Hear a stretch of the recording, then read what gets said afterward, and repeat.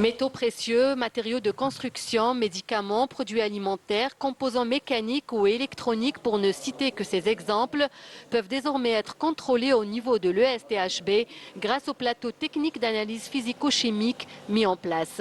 Le professeur Azzaz Mohamed, que nous avons rencontré sur place, a mis l'accent sur le travail pointilleux fait au niveau des différents laboratoires. Et ici, on est sur un équipement qui est le microscope électronique à balayage haute résolution.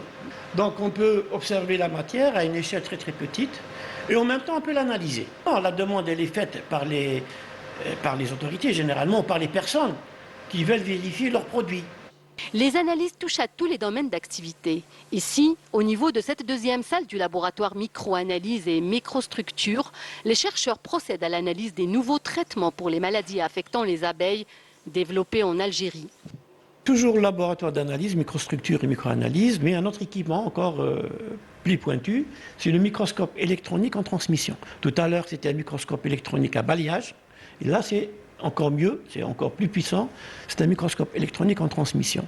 Donc là, on observe aussi des échantillons à l'échelle atomique. À titre d'exemple, nous avons sur cette image donc un virus qui a été développé au sein d'une équipe biologiste qui développe des virus dans le but de traiter les abeilles. Donc c'est à partir de ces virus-là, on peut développer un traitement pour traiter les abeilles. Donc vous voyez un petit peu. Vous avez l'échelle, à peu près 20 nanomètres. Ce virus a fait à peu près dans les 10 nanomètres, 15 nanomètres.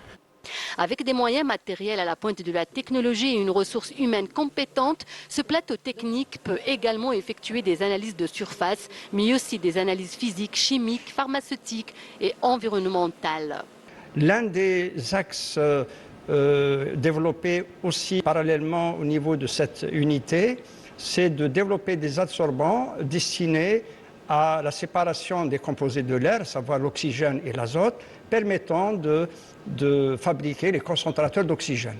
Ceci a été introduit tout récemment, après la crise du Covid, donc en utilisant des éolites de synthèse et des éolites naturelles algériennes aussi. Ça a donné des résultats très intéressants.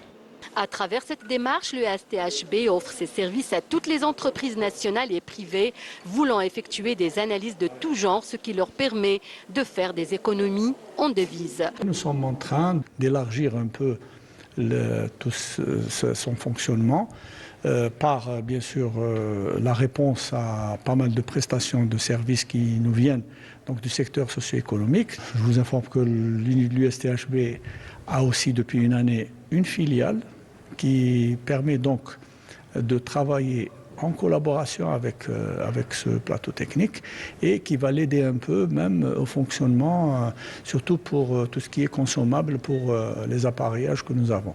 Quand je dis l'effort, dans l'effort socio-économique, bien sûr, nous, on essaie d'aller vers l'excellence en essayant d'accréditer notre plateau. L'université au service de l'économie nationale n'est plus un vain mot, mais bel et bien une réalité qui se concrétise de plus en plus sur le terrain.